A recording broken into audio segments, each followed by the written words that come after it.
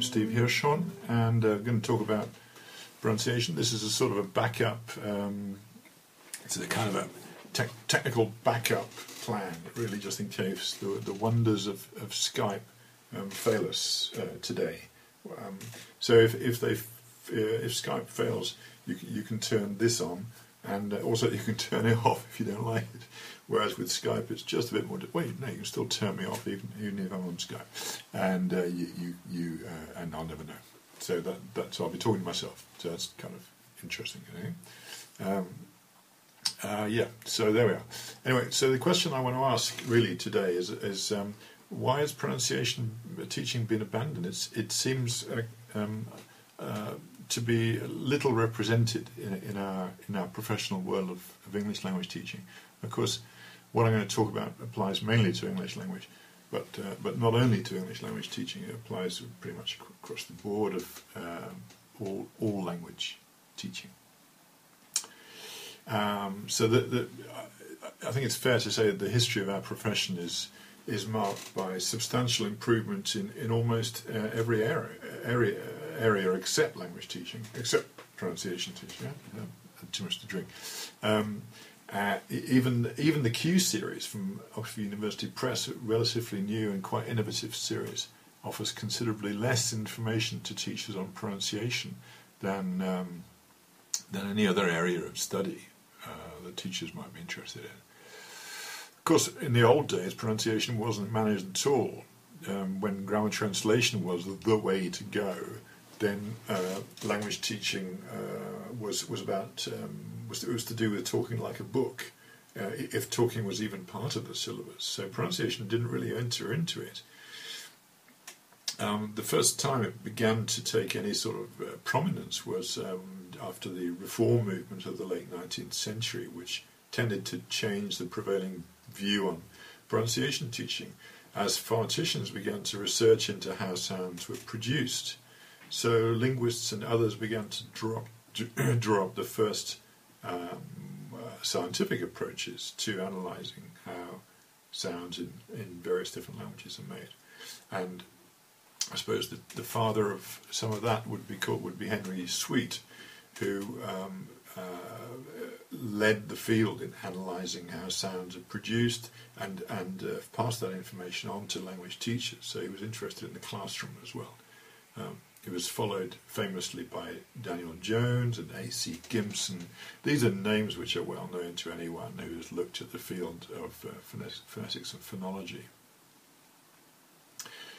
Then moving into the 20s through the 40s, there were some interesting developments. People were convinced that you had to do exercises with your mouth and the speaking apparatus to sound native-like.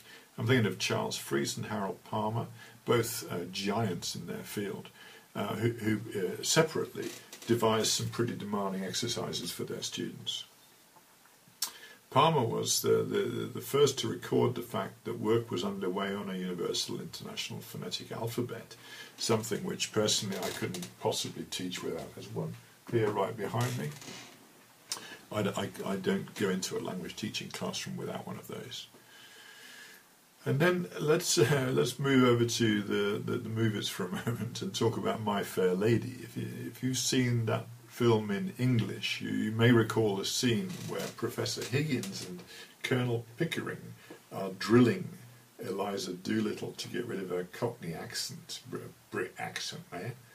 And they do things like the rain in Spain falls mainly on the plain, and things like that to try and get articulation going. It's a fairly indicative method of trying to change accent, and was applied to language learners too.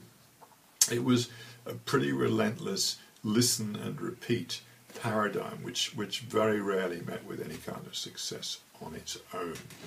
That drilling regime continued well into the 80s and beyond, even though the evidence suggested that it wasn't and isn't working, I stress, on its own.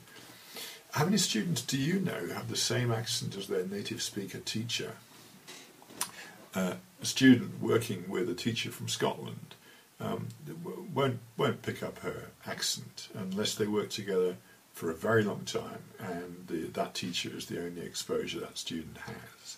So it's very unlikely, which is a bit of anecdotal evidence to suggest that listen and repeat doesn't really work, doesn't kind of work like that.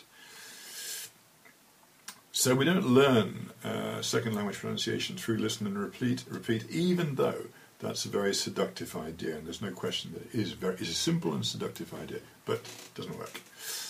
Then, moving into the 70s, there were some pretty serious attempts to predict the pronunciation errors that learners would make based on their first language. I've got here a copy of Pronunciation Contrasts in English by Nilsson and Nilsson. Just by chance, I've got it on my desk. I like it. It's a sophisticated example of that kind of predictive approach. They lay out some minimal pair contrasts which students are expected to master both productively and receptively. Spanish speakers, for example, can wrestle with the vest is best, or the vent was bent, and the marble is a marvel, obviously highlighting the old b difficulties which some Spanish speakers encounter. But did you know that 12 other languages also have that same minimal pair difficulty? This is comparative phonology, and again, it's another very seductive idea. Predict what errors learners are going to make. But the researchers at the time didn't notice that while it's predictable that Russian L1 speakers might have trouble with some English sounds, they also might not, while some Spanish speakers might. So it's a bit hit and miss. It's the problem with comparative phonology. It's a little bit hit and miss. And it suggests that there's more to pronunciation than simply correcting L1 transfer. But of course that's true across the board in language learning. Errors are not only to do with L1 transfer. But having said all of that, the Nilsson book is really interesting if you want to get into what sounds and sound combinations various languages have. The research they undertook was extensive, and I keep it by me because I find it absolutely fascinating. So I'm not really suggesting that no attempts were made to manage L2 pronunciation teaching. Some were, but very little account was taken of the fact that most of these attempts didn't meet with huge success, or perhaps they did take account, but they were unable to react effectively, or again, perhaps they felt that production in the closed and controlled environment of the language laboratory or the classroom was really all that mattered. There's a kind of discounting of a real world language, so to speak. As far as I'm concerned, one of the very few people who made a real difference in the teaching of pronunciation was Caleb Gatenio, the creator of Silent Way, died in 1987. Now, Silent Way is a hugely complex learning and teaching strategy, far too important and detailed to describe today.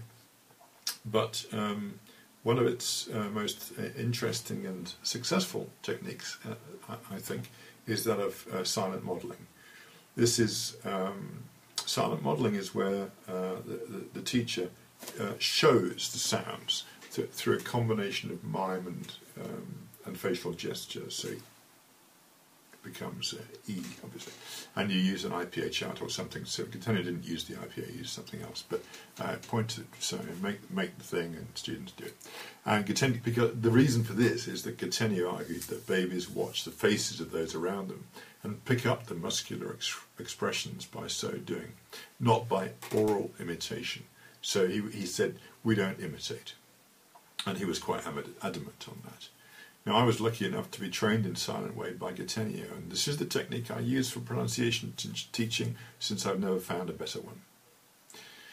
So, history is littered with swings from listen and repeat, still very popular, and explanations of the articulatory process is also still going strong. You put your tongue here, put your lip there, take your teeth out and do this and that. And to some extent, I believe that all of this has something to offer. But what was missing from all these valiant attempts to have students speak with proper accents was the psychology. So it didn't work. Most of this didn't work simply because of the psychology.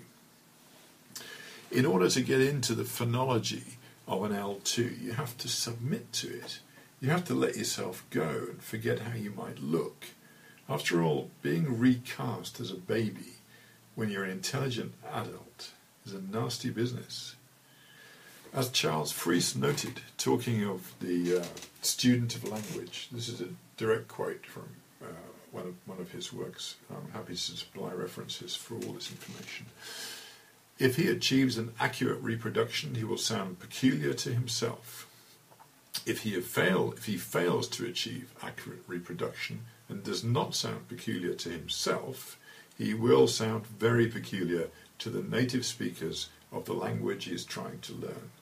In other words, you can sound weird to yourself or you can sound weird to your interlocutors, but you can't win.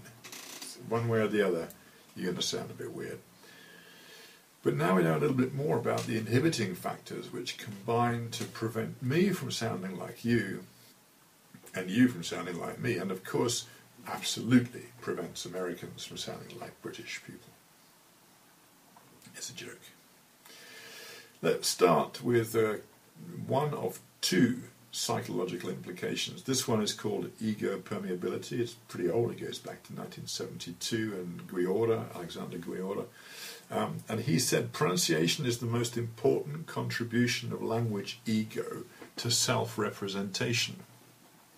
So we're talking about the extent to which an individual can be flexible in moving out of systems of self-representation. We're talking about how much one needs to hold on to one's projected self-image. This is me, right? And how much one is prepared to be exposed. How much can you let go of your own self and allow another self to develop? I had a French gentleman student years ago. We did a needs analysis before we began. It was a one-to-one student. I said, what do you need? He said, grammar, I need some words, blah, blah, blah. And I said, okay, what about pronunciation? Don't even think about it. Don't touch my pronunciation. It is my soul. So we didn't do pronunciation. So ego permeability is not only about pronunciation, but this workshop is. So I'm not telling you any more about it. But the second psychological component is affectivity. Now this is a major component in helping to relax nervous or self-conscious students.